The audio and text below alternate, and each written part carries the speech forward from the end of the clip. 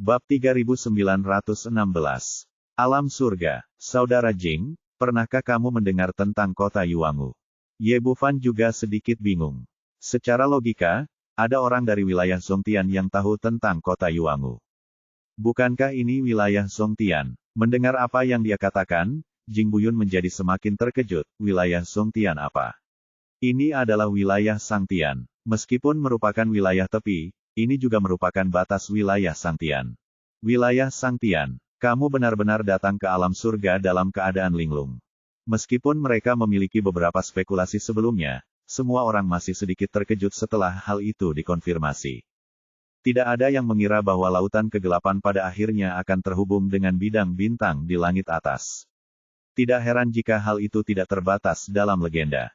Setelah Anda mencapai akhir, Anda akan meninggalkan wilayah Zongtian. Melihat reaksi semua orang, Jing Buyun sepertinya sedikit mengerti, dan bertanya dengan ragu, mungkinkah saudara Ye berasal dari wilayah Zongtian? Petik 2.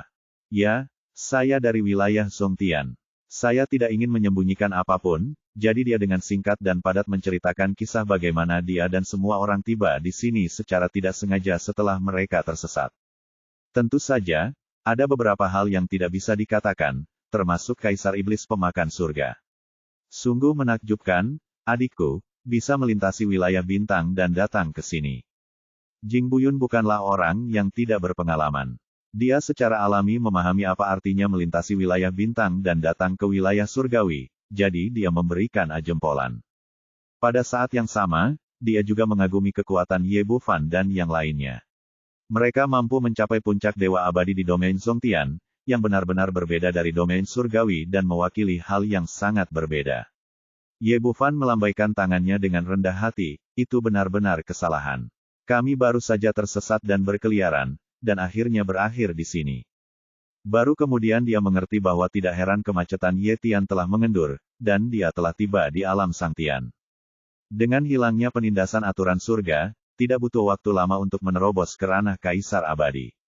Karena kita telah menangkap Jing Buyun, penduduk asli alam surga, tentu kita perlu menanyakan beberapa pertanyaan dengan jelas. Ye Bufan bertanya, Saudara Jing, di manakah tempat di alam surga ini? Saya baru di sini, tolong beri saya beberapa nasihat. Sebenarnya, tempat ini hanya dapat dianggap sebagai setengah dari alam surga. Jing Buyun juga seorang orang yang sangat antusias mulai mendidik Ye Bufan. Ternyata alam surga terbagi menjadi 4 bagian, yaitu surga Raja Iblis, surga Dewa Perang, surga kegelapan, dan surga suci tertinggi. Perbedaannya dapat dilihat dari namanya. Surga Kaisar Iblis adalah alam tempat tinggal makhluk abadi dan monster, surga Dewa Perang adalah wilayah kaum barbar, surga kegelapan adalah hantu gelap dan makhluk abadi, dan surga orang suci tertinggi adalah wilayahnya, sekte utama umat manusia. Sebagai perbandingan, umat manusia adalah yang paling kuat, sehingga surga suci-suci memiliki wilayah terluas, mencakup hampir setengah dari wilayah Sangtian, dan separuh sisanya dibagi rata di antara 3 keluarga. Setelah memberikan gambaran singkat, Jing Buyun berkata, di luar semua alam surgawi utama adalah alam bintang, dan di luar surga suci adalah alam bintang berburu.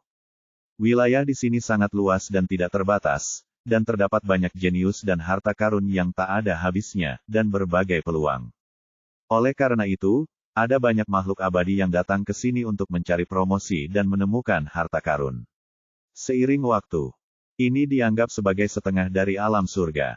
Meskipun orang-orang di sini semuanya abadi dari alam surga, jika Anda benar-benar ingin pergi di sana. Surga suci tertinggi, dengan kekuatan puncak dewa abadi, setidaknya 10 hari lagi. Setelah perkenalan ini, Ye Bufan sudah memiliki pemahaman awal, dan dia bertanya lagi, apa yang baru saja dikatakan saudara Jing tentang berburu? Apa yang terjadi di kota ini? Apakah kamu membicarakan hal ini?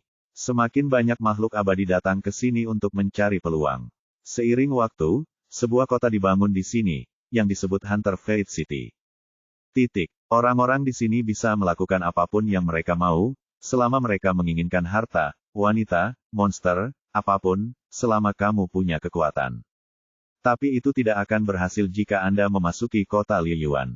Perkelahian dilarang di kota dan semuanya harus dilakukan sesuai aturan. Ye Bufan berkata, jika sebuah kota dapat menetapkan aturan seperti itu, pemilik kota mungkin bukan orang biasa.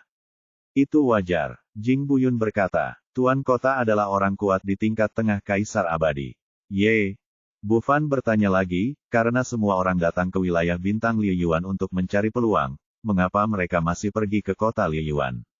Dia tahu bahwa Jing Buyun adalah orang yang ceria dan berpengetahuan, jadi tentu saja dia harus memanfaatkan kesempatan ini untuk mendapatkan lebih banyak informasi. Kamu tidak tahu ini, kota Liyuan adalah tempat yang bagus. Jing Buyun berkata, semua orang datang ke sini untuk mencari peluang, tetapi terkadang Anda tidak membutuhkan harta yang Anda temukan, jadi Anda perlu menjual atau menukarnya. Kota Liyuan memberi setiap orang kesempatan seperti ini. Mereka menerima harta yang diperoleh setiap makhluk abadi dan membayar kristal abadi. Mereka yang mendapatkan uang dapat menggunakan kristal peri di tangan mereka untuk membeli apa yang mereka inginkan, sehingga mencapai tingkat optimalisasi terbesar. Tidak hanya itu, kota Liyuan juga mengirimkan harta yang diterimanya ke surga suci untuk pertukaran yang lebih besar. Karena permintaan ini, bisnis di sini menjadi sangat makmur. Ada banyak sekali pedagang besar dan kecil di kota ini, dan terdapat 4 kamar dagang terkenal. Termasuk kamar dagang Baxian yang baru saja Anda sebutkan, dan kamar dagang Changhai keluarga Jing saya. Petik 2. Ye Bufan telah menebak secara kasar beberapa asal-usul kota Liyuan sebelumnya, dan itu menjadi lebih jelas melalui penjelasan pihak lain. Sejujurnya, saya pernah berkonflik dengan kamar dagang Baxian sebelumnya dan membunuh lebih dari selusin dari mereka. Ada seorang pemuda yang melarikan diri. Saya tidak tahu apa identitasnya di kamar dagang. Bisakah Anda memperkenalkan saya kepada saudara Jing? Dia dengan singkat menceritakan apa yang terjadi sebelumnya. Itu tidak masuk akal. Pasti si bajingan Sun Men Gong Drai. Jing Buyun mengangkat tangannya saat dia berbicara, dan sesosok ilusi muncul di udara dengan ciri-ciri yang jelas. Pemuda berbaju putih itulah yang melarikan diri sebelumnya. Apakah ini orang yang kamu bicarakan? Ye Bufan mengangguk, ya, itu dia. Petik 2. Nama orang ini adalah Sun Men Gong, dia adalah putra Sun Aozong yang tidak berguna, presiden kamar dagang Baxian. Dia tidak memiliki kemampuan, tetapi mengandalkan kekuatan kamar dagang untuk menindas pria dan wanita, dan melakukan segala jenis kejahatan. Orang ini telah melakukan banyak hal buruk selama bertahun-tahun. Jika adik kecil ini tidak mampu, saya khawatir kalian sesama penganut Tao akan direnggut kembali dan dijual olehnya. Mengenai apa yang dilakukan Sun Men Gong, Jing Buyun berkata dengan nada meremehkan di wajahnya sambil menepuk dadanya.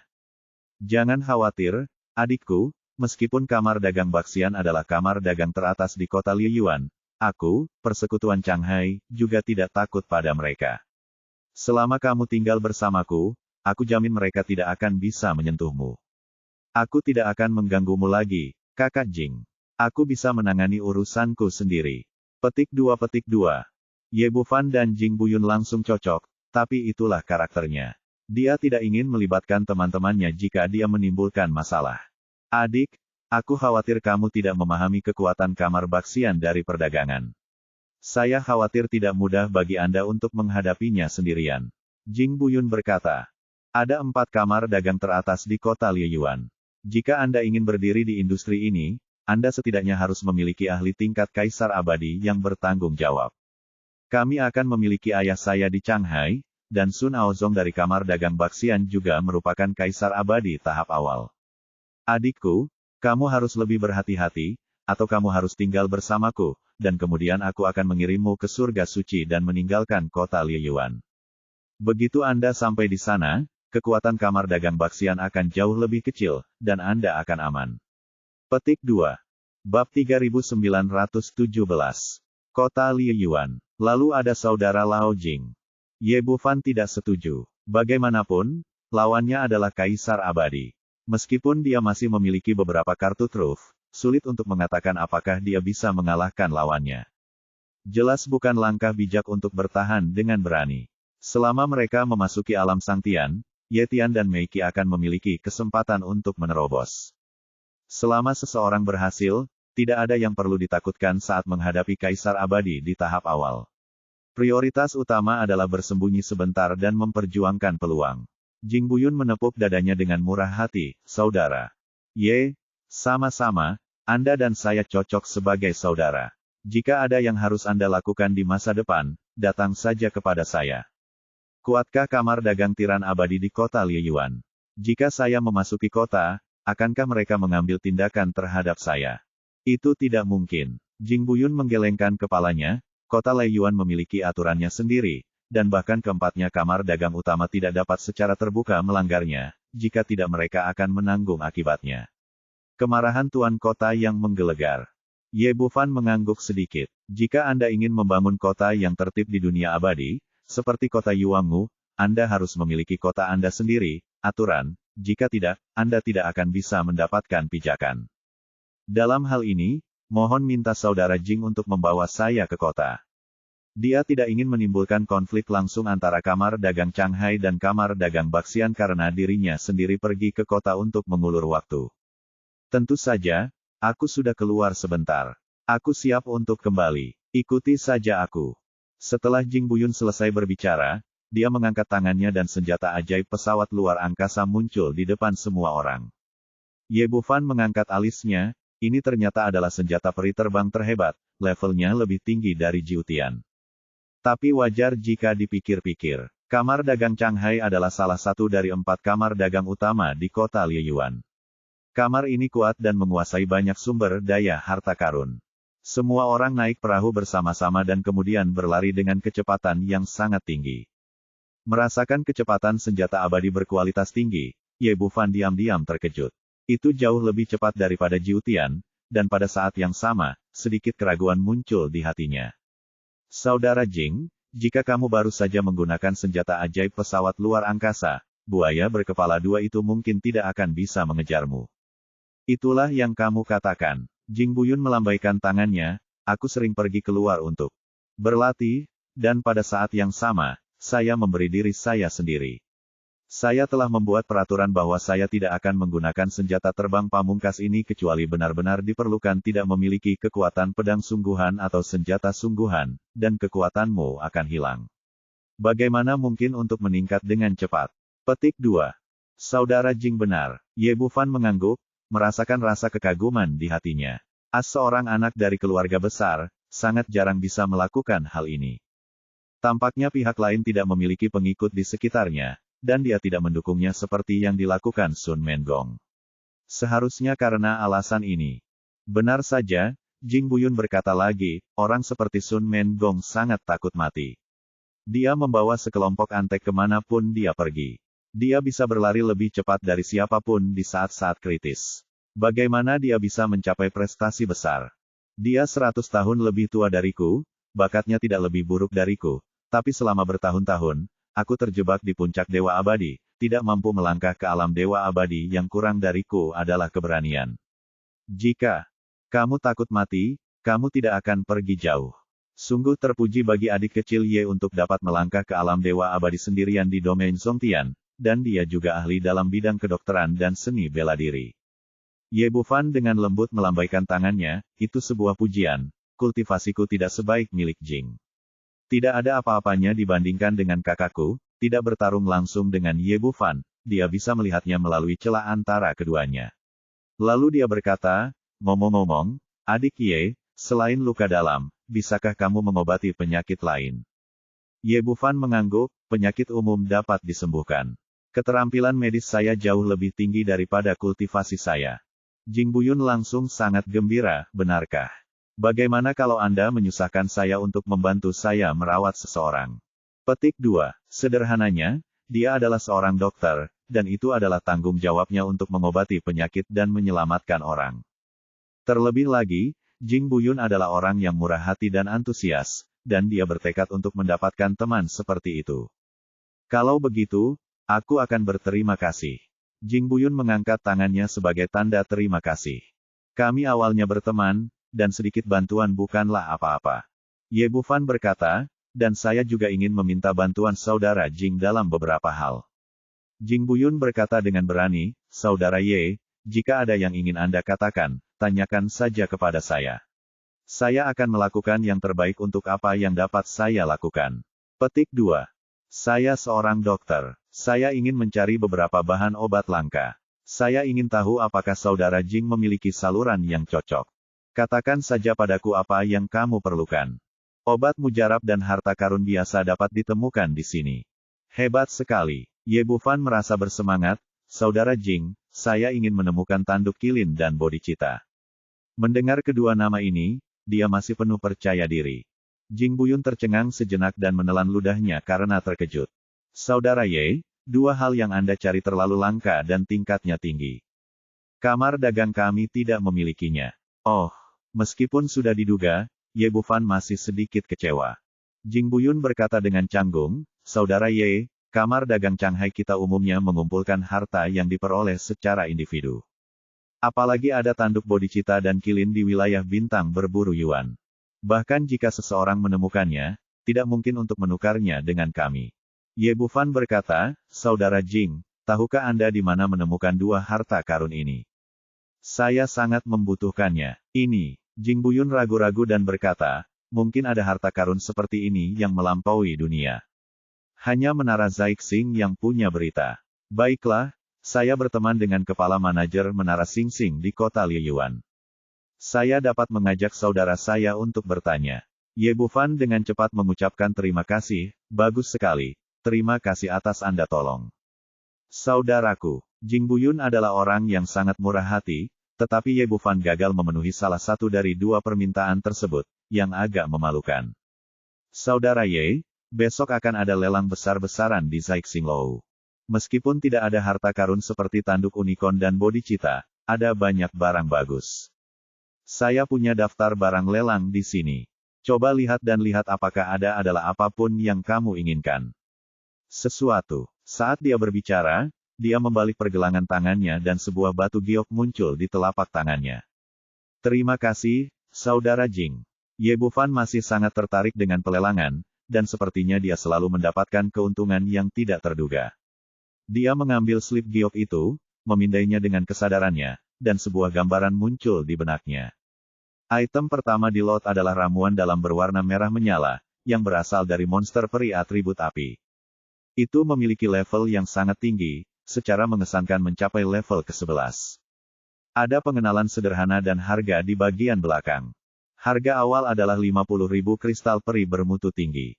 Ye Bufan tiba-tiba menyadari ada masalah. Sekarang dia telah tiba di alam Sang Tian, semua kristal abadi bermutu tinggi digunakan dalam transaksi. Kalau mau ikut pelelangan harus punya uang, tapi saya tidak punya uang untuk itu. Dia menoleh untuk melihat ke arah Jing Buyun, Saudara Jing, dapatkah kristal abadi bermutu tinggi ditukar dengan kristal abadi bermutu menengah? Berapa rasio pertukarannya? Bab 3918. Kristal abadi kelas menengah. Mendengar kata-kata ini, Jing Buyun tertegun sejenak, lalu menggelengkan kepalanya. Benda ini tidak ada gunanya di kota Liyuan. Setidaknya tidak satu pun dari 4 kamar dagang utama kita dan Menara Zaixing akan menerimanya. Kenapa? Ye Bufan sedikit terkejut, meskipun dia tahu bahwa kristal abadi kelas menengah tidak sebagus kristal abadi bermutu tinggi. Jing, tapi dia tidak menyangka statusnya begitu rendah. Jing Buyun berkata, ini sangat sederhana. Benda ini tidak ada gunanya di alam surga atas. Energi spiritual di sekte besar di surga suci tertinggi sangat kaya, dan latihan normal hampir sama dengan menggunakan peri kelas menengah kristal, hanya beberapa sekte kecil yang benar-benar kekurangan energi spiritual, tetapi efeknya tidak terlalu bagus. Jika harus menukarnya, jumlahnya sekitar 1 hingga 100.000, dan tidak mudah untuk menukarnya, karena kebanyakan orang tidak menginginkan hal ini sama sekali. Ini, Ye Bufan tiba-tiba merasa sedikit bodoh. Tampaknya dia telah benar-benar menjadi orang miskin ketika dia tiba di alam surga. Beberapa kristal abadi kelas menengah yang tersisa di tangannya tidak lebih dari batu. Tapi coba pikirkan, jika energi spiritual peri di sekte manapun dapat dibandingkan dengan kristal peri kelas menengah, tidak perlu menukarnya dengan benda ini. Karena tidak mempunyai nilai, maka tidak dapat menjadi mata uang yang beredar. Melihat kembali daftar lelang di slip giok, suasana hati saya langsung berubah. Baru saja, dia mengira dia adalah orang kaya, dan konsep konsumsi di wilayah Zongtian masih ada dalam pikirannya, jadi dia merasa bahwa 50.000 kristal abadi bermutu tinggi bukanlah apa-apa. Melihat angka ini sekarang, tiba-tiba aku merasakan mataku berbinar, berpikir bahwa Xiao Qing baru saja menelan 3 ramuan dalam dari binatang abadi tingkat ke-11 sekaligus, dan itu berarti 150.000. Dia benar-benar ingin bergegas dan melihat apakah gadis kecil itu telah mencernanya dan apakah dia bisa memuntahkannya lagi. Lalu dia menggelengkan kepalanya lagi. Kita akan membicarakan uangnya nanti. Mari kita lihat dulu barang bagus apa yang ada di daftar lelang. Melihat ke bawah satu persatu, tipenya sebenarnya tidak jauh berbeda dengan yang ada di domain Songtian, tetapi levelnya sangat berbeda. Meskipun harta karun terbaik seperti tanduk unicorn dan bodhicitta tidak ditemukan, apapun yang ada dalam daftar itu bukanlah hal biasa. Dia juga menghargai beberapa rumput peri, tapi harga yang tertera di belakang membuatnya menghela nafas diam-diam. Walaupun tidak menjadi masalah mencari uang berdasarkan kemampuan sendiri, akan selalu ada saatnya saya menjadi miskin untuk saat ini. Saya merasa sedikit berkecil hati ketika melihat sisanya, dan kecepatannya menjadi semakin cepat, dan segera saya melihat lot terakhir di final.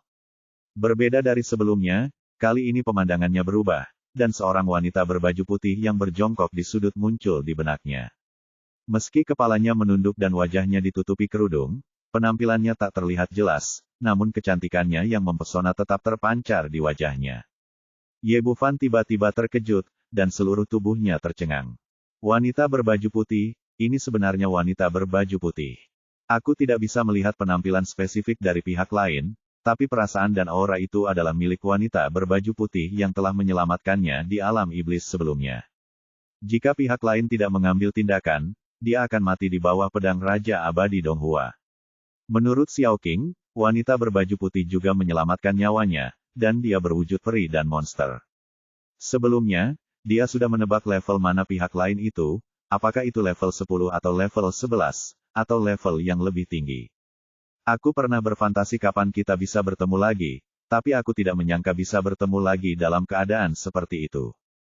Tidak, saat kita bertemu berikutnya, aku harus menyelamatkan wanita berbaju putih bagaimanapun caranya. Ye Bufan mengambil keputusan. Pihak lain adalah dermawan penyelamat nyawanya, dan dia juga menyelamatkan Xiao Qing, dia harus menyelamatkannya. Melihat ekspresinya yang membosankan, Jing Buyun tertawa, ada apa, adik, apakah kamu terpesona oleh wanita dari klan rubah hari itu? Tapi ini tidak masalah. Kawan, tidak ada yang bisa menolak kecantikan gadis rubah. Petik 2. Setelah mendengar apa yang dia katakan, Ye Bufan kembali sadar dan tersenyum canggung. Tanpa menjelaskan terlalu banyak, dia melihat perkenalan di belakang lot. Klan Rubah Langit, tingkat pencicipan ke-11, Rubah Langit Mutiara dalam kondisi bagus, sempurna. Tubuh.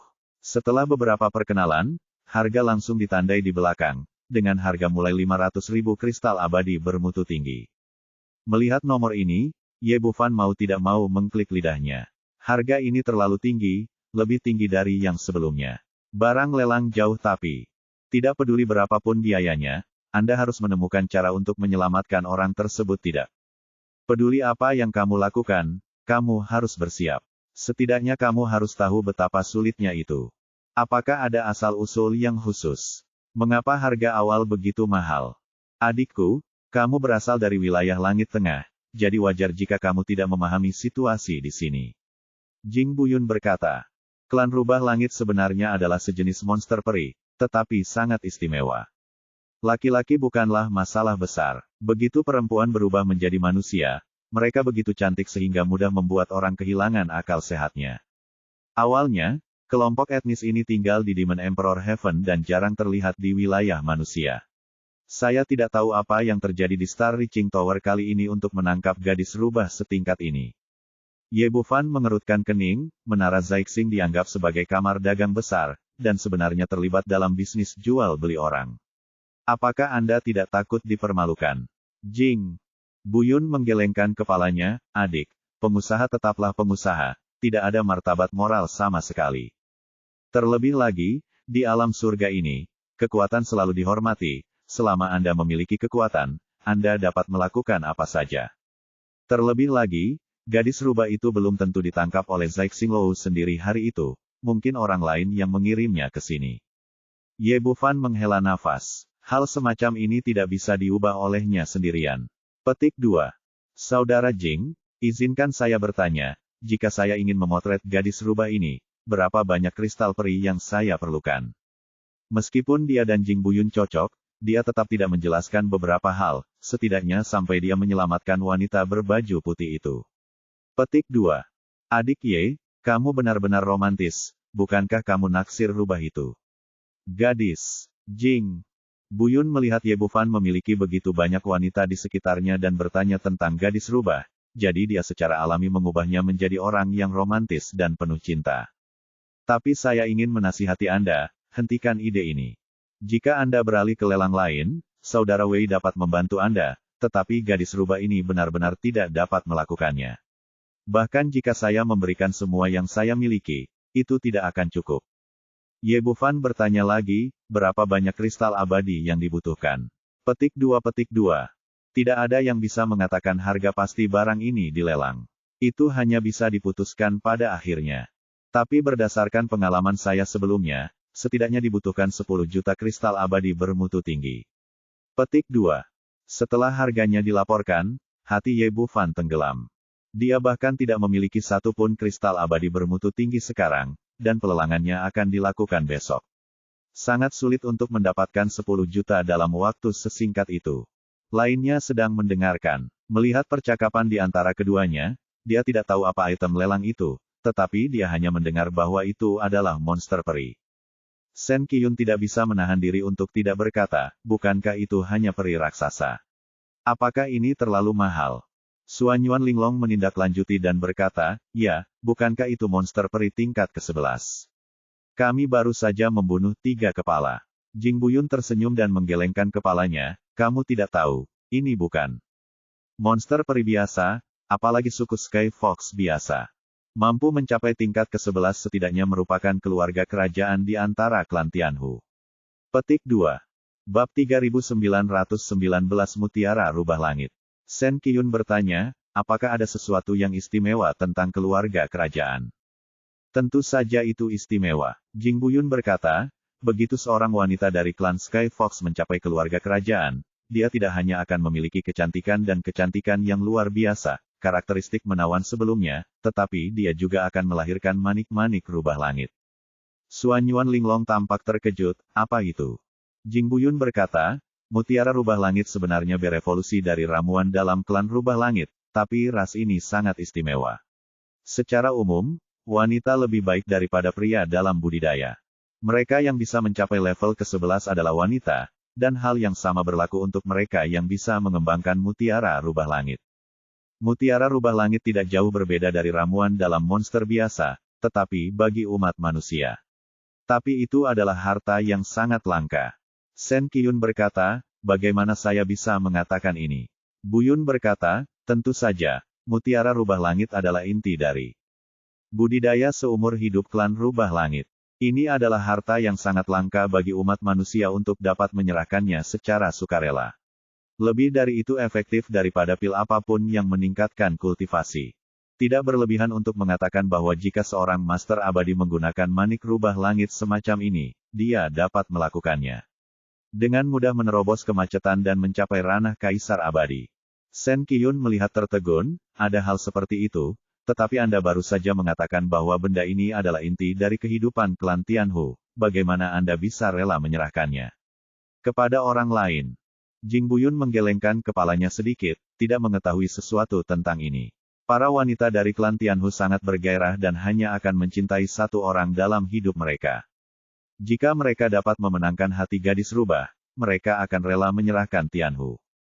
Bahwa ini terjadi sebelumnya, manusia abadi menipu hati gadis rubah, memperoleh mutiara rubah langit, dan melangkah ke kaisar abadi dalam satu gerakan.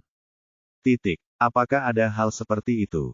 Situ Dianmo bertanya, apa yang akan terjadi jika gadis rubah menyerahkan mutiara rubah langit?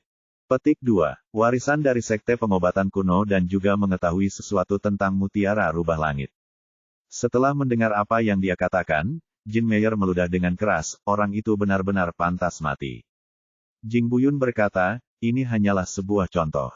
Ada banyak sekali orang yang mendambakan manik rubah langit, tetapi selama berabad-abad, itu adalah manik rubah langit, salah satu yang benar-benar bisa membuat pihak lain rela menyerahkannya, konon hanya ada satu. Klan Sky Fox itu sombong, dan laki-laki biasa tidak akan meremehkannya, apalagi jatuh cinta dengan ras manusia dengan mudah. Sen Qiyun bertanya lagi, karena mutiara rubah langit memiliki efek seperti itu, bagaimana jika Anda tidak menyerahkannya dengan sukarela, bagaimana jika Anda mengambilnya dengan paksa? Efeknya akan sangat besar dikurangi. Kata Jing Buyun, jika kamu mengambil mutiara rubah langit dengan paksa, seringkali akan sulit untuk berhasil. Bahkan jika gadis rubah itu lebih unggul, mutiara rubah langit akan hancur di saat-saat terakhir, pergi kamu tidak punya apa-apa. Bahkan jika kamu berhasil dalam serangan diam-diam, efek mendapatkan mutiara rubah langit tidak akan ada gunanya. Situ Dianmo bertanya dengan heran, dalam hal ini, lalu mengapa gadis rubah ini dilelang dengan harga setinggi itu? Jing Buyun berkata, karena ada cara lain, yaitu menggunakan gadis rubah sebagai tungku. Meskipun ini tidak sebaik mendapatkan rubah langit yang menyerah secara sukarela. Mutiara, tapi efeknya jauh lebih baik, itu dapat menyerap hampir 1/10 dari efeknya, yang sangat jarang terjadi pada makhluk abadi.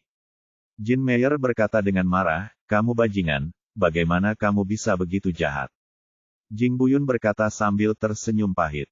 Selalu ada beberapa orang di dunia peri yang sangat ingin meningkatkan kekuatan mereka dan tidak memiliki hati nurani atau moralitas untuk dibicarakan. Sen Qiyun berkata, kalau begitu klan rubah langit dalam bahaya. Karena mutiara rubah langit memiliki efek yang begitu kuat, saya khawatir akan ada banyak orang yang berkomplot melawan mereka. Klan rubah langit selalu tinggal di surga Kaisar Iblis dan jarang menginjakkan kaki di dunia manusia. Seperti yang kita ketahui bersama, ras terkuat di surga Kaisar Iblis adalah klan naga. Dan klan Tianhu selalu menikah kepada klan naga, dan hubungan antara kedua keluarga sangat istimewa. Siapa yang berani memanfaatkan klan rubah langit? Situasi kali ini agak istimewa, karena alasan inilah barang-barang itu langka dan mahal, sehingga harga lelangnya sangat tinggi. Situ Dianmo bertanya, apakah manusia di domain Sang Tian tidak sekuat naga? Jing Buyun berkata, biasanya, pasti ada orang yang lebih kuat di ras manusia daripada di naga. Bahkan tetapi ras manusia juga memiliki ciri khasnya sendiri, yaitu ada banyak sekte dan kekuatan, dan sulit untuk bersatu sampai krisis pemusnahan. Kekuatan keseluruhan umat manusia jauh lebih kuat daripada ras naga, tetapi jika Anda ingin mengetahui kekuatan mana yang dapat menekan ras naga, ada adalah sama sekali bukan siapa-siapa. Jin Meyer bertanya, di mana orang-orang dari klan rubah, mengapa mereka begitu lemah?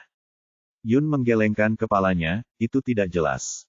Singkatnya, inilah kenyataannya yang bisa mencapai tingkat ke-11 adalah perempuan, apalagi tingkat 12. Oleh karena itu, pemimpin klan selalu dipegang oleh perempuan, dan lebih banyak laki-laki. Tidak banyak bicara, dia terus memikirkan cara mendapatkan kristal abadi bermutu tinggi sebanyak mungkin secepat mungkin. Memburu monster peri tingkat ke-11 dan menjual ramuan dalam dengan imbalan kristal peri bermutu tinggi adalah cara yang harus dilakukan, tetapi sekarang tidak ada waktu. Apakah ada cara lain? Bahkan lebih kecil kemungkinannya untuk mengandalkan kekuatan untuk merampok. Pertama, ini bukan gayanya, dan kedua, ada ahli tingkat kaisar abadi di sini, jadi mungkin keuntungannya lebih besar daripada kerugiannya. Menjual hartamu. Saya memiliki banyak hal baik di tangan saya, tetapi saya tidak tahu betapa berharganya hal itu di dunia peri ini. Kalau terlalu sedikit tidak akan berhasil sama sekali. Kalau terlalu berharga, saya khawatir akan membawa bencana bagi diri Anda sendiri. Setelah banyak pertimbangan, hanya ada satu cara, dan itu adalah menukar keterampilan medis dengan kristal abadi. Memikirkan hal ini, dia melihat ke arah Jing Buyun lagi, saudara Jing, saya sangat membutuhkan kristal abadi bermutu tinggi. Dapatkah Anda membantu saya menemukan beberapa penyakit yang sulit dan rumit di kota Liyuan? Tentu saja, biaya konsultasinya harus tinggi. Setidaknya aku ingin 1 juta kristal abadi. Jing Buyun menatapnya dengan tatapan aneh, saudara Ye, bisakah kamu benar-benar menyembuhkan penyakit apapun? Ye Bufan baru saja memberinya pil penyembuh, dan sekarang luka internalnya telah pulih. 7, 8. Namun, pihak lain masih terlalu muda. Dia mungkin hanya pandai mengobati luka dalam, jadi dia tidak sepenuhnya mempercayainya. Saudara Jing, jangan khawatir tentang ini. Hampir tidak ada penyakit di dunia ini yang tidak dapat saya obati. Kata-kata Ye Bufan jelas, tetapi penuh keyakinan tanpa akhir. Mendengar apa yang dia katakan, wajah Jing Buyun bersinar karena kegembiraan. Karena ini tidak perlu terlalu merepotkan, pasien yang baru saja kuberitahukan pada saudara laki-lakiku adalah Lan Qier, putri Presiden Kamar Dagang Langit Biru, salah satu dari 4 kamar dagang utama. Sekarang hidupnya tergantung di utas. Presiden Lan Yuqing menawarkan hadiah untuk merawat putrinya. Sekarang hadiahnya telah meningkat lagi, dan telah ditingkatkan menjadi 20 juta kristal abadi bermutu tinggi. Hadiah besar seharusnya cukup bagimu untuk berpartisipasi dalam pelelangan. Bab 3920, Kekasih Masa Kecil. Mendengar ada begitu banyak hadiah, Ye Bufan merasa lega. Menurut spekulasi tadi, 20 juta kristal abadi bermutu tinggi seharusnya hampir sama. Dengan begitu banyak hadiah, saudara Jing masih ingin merekomendasikannya kepadaku. Tampaknya kamu sangat berbeda dari peri Lan Qier itu. Mendengar apa yang dia katakan, Jing Buyun, yang selalu memiliki kepribadian yang berani, tersipu. Bukan apa-apa, kami baru saja tumbuh bersama. Ye Bufan terkekeh, jadi kami adalah kekasih masa kecil. Jing Buyun tersenyum canggung, tapi tidak mengatakan apa-apa lagi. Beberapa jam berlalu saat berbicara, dan setelah mengobrol sebentar, sebuah kota besar muncul dalam kehampaan. Kota Lieyuan adalah batu loncatan bagi banyak makhluk abadi untuk menjelajahi wilayah bintang Lieyuan. Kota ini juga dapat dianggap sebagai basis pasokan dan pasar perdagangan. Seluruh kota sangatlah besar. Dari kejauhan, tampak seperti monster hampa yang mengambang di sana, memancarkan kekuatan yang sangat besar. Saat kami terbang sepanjang jalan ini, energi spiritual menjadi lebih dan lebih kuat dari sebelumnya. Ketika kami tiba di dekat kota, energi itu bahkan lebih kuat daripada kota Yuangu di wilayah Songtian. Tidak heran kristal abadi kelas menengah tidak ada gunanya di sini. Di bawah energi spiritual yang begitu kuat, kristal abadi kelas menengah tidak banyak berguna. Menurut Jing Buyun, tempat ini hanya berada di pinggiran alam Sangtian, jauh kalah dengan sekte-sekte besar di surga suci tertinggi. Ye Tian mencondongkan tubuh ke dekat telinga Ye Bufan, saudaraku. Saya merasa aturan yang menekan saya telah hilang, dan hambatan untuk terobosan semakin longgar. Itu hal yang baik, saya akan membantu Anda menerobos ketika saya menemukan peluang. Setelah mendengar berita ini, Ye Bufan merasa senang.